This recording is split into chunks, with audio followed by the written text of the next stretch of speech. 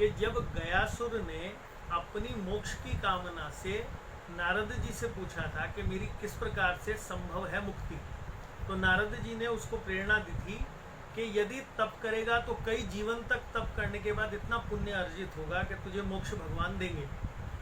सरल ये है कि भगवान से बैर कर, भगवान के हाथों से मोक्ष पा जाएगा।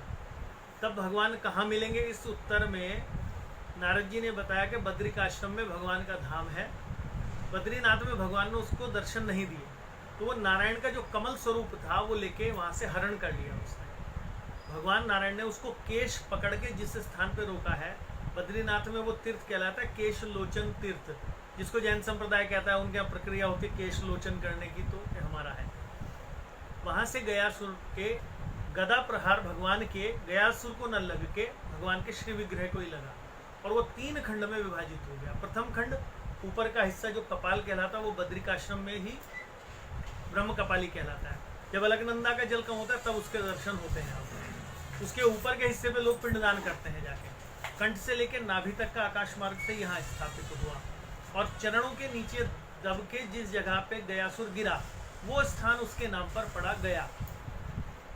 भगवान के गदा प्रहार होने के बाद इतने पाप अधिक थे कि गयासुर तब भी शांत नहीं हुआ।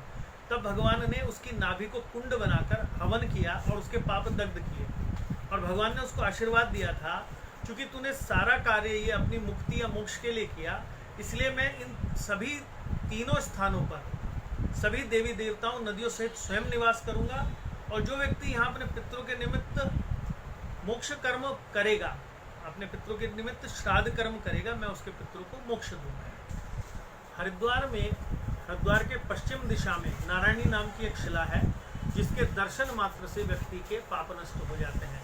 ये स्कंद पुराण के केदार खंड में 115वें अध्याय में 10वां मंत्र कहता है, हरिद्वारे पश्चिमी दिग्भागे शिला परम पावनी नामना नारायणी ख्याता सर्व पापनाशिनी। हरिद्वार के पश्चिम दिशा में नारायणी नाम की शिला है, जिसके दर्शन मात्र से व्यक्ति के पाप नष्ट हो जाते हैं। और 11वां मंत्र कहता है, यस्तत्र कुरुते श्राद्धम श्रद्धा भक्ति समन्वितः शतम मित्र पितृवंशापि शतम मातृवंशापि शतम तथा स्वयं तारिता पितृस्तेन सत्यम न संशय। जो व्यक्ति यहाँ अपने पितरों के निमित्त श्रद्धा पूर्वक पितृ कार्य करता है, उसके 100 पितृकुल यानी कि पिता बाबा आदि और मातृकुल नाना नानी आदि सबका मोक्ष हो जाता है, और स्वयं उसका भी, इसमें कोई संशय नहीं।